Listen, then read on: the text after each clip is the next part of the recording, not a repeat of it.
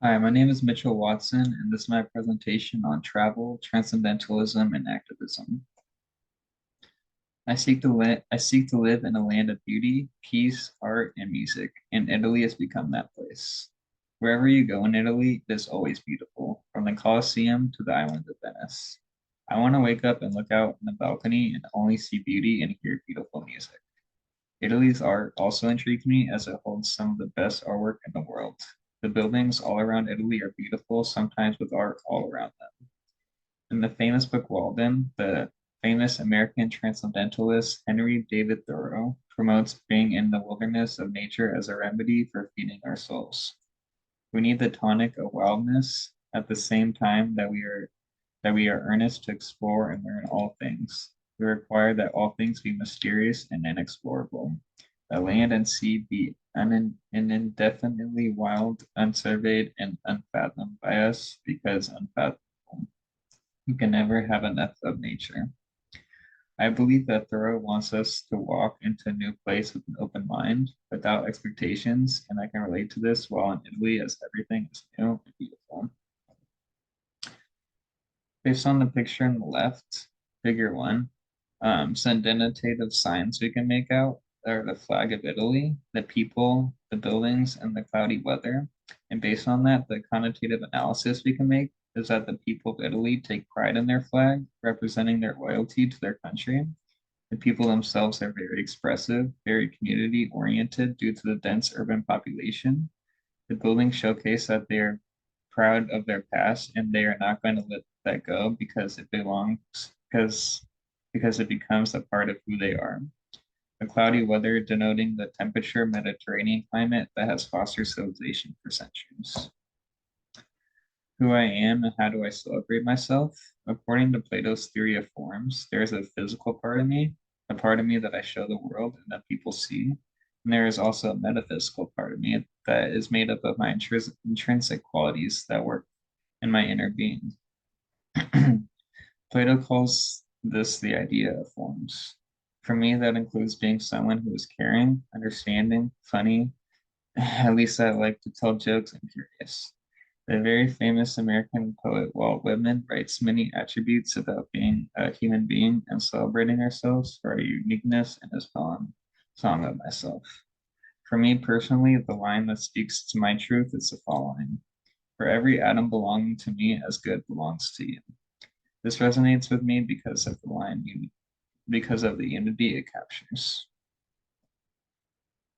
When I wish to escape, in the very famous essay Self-Reliance, the historical transcendentalist Ralph Waldo Emerson completely affirms that we should believe in ourselves and never wish to become anyone but ourselves. Envy is ignorance, imitation is suicide. Emerson is making a recommendation to us, and this we can identify his quotes as a judgment.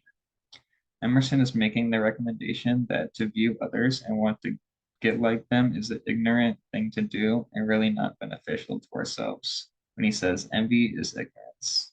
When Emerson asserts that imitation is suicide, he is warning us that the act of trying to be like others is so dangerous that we are actually killing ourselves on an emotional and intellectual level.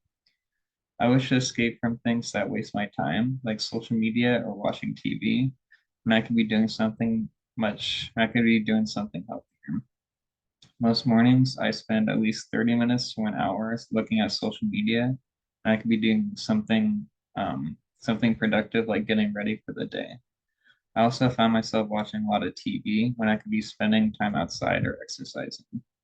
I also wish to escape from negative and chaotic energy or people with a lot of that energy. What I am seeking, I think that almost all of us have a time in our lives where we become anxious about things that lie ahead of our lives. And for me, that is in the morning. I wish I could take Emerson's advice on how to believe that everything is going to be all right and that I will get to my goals and dreams. Trust thyself, every heart vibrates to that iron string. Emerson is making a foreseeable judgment about trusting in who we are by following what is emotionally important to us. There is something that brings out my emotional optimism when I am in the tropics and near water where I can swim and feel close to my soul. My perfect life location of Italy really helps me feel connected to myself, and I can honestly say that my heart vibrates to the tune of trusting myself. Italy's environmental threats and feasible solutions. The biggest environmental threat happens in Venice, and it has sunk by 9 inches. The rising sea level, the climate change, tourism, infrastructure, and drilling wells have all caused this. Some feasible solutions to this mainly is the MOSE. It consists of 79 mobile floodgates, and when the sea levels rise, the gates close, separating the sea from the lagoon. And the inference we can make from this is that although Venice is slowly sinking as the years come by, the accelerating sea levels rising is threatening the city to become unlivable sooner than they anticipated. My own story of an environmental threat. I never saw my vacation would be like this.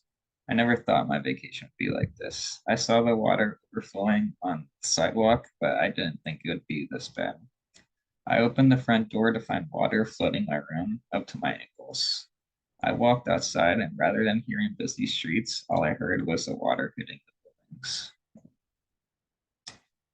I always knew that Italy was my perfect life destination. Everywhere around is beauty, from its artworks, buildings, nature, and music. Though it has its environmental problems, it can be fixed with time, and hopefully Italy will go back to its full glory. This journey has been very important to me as I was able to be more open minded, explore, and become a more positive person. Thank you.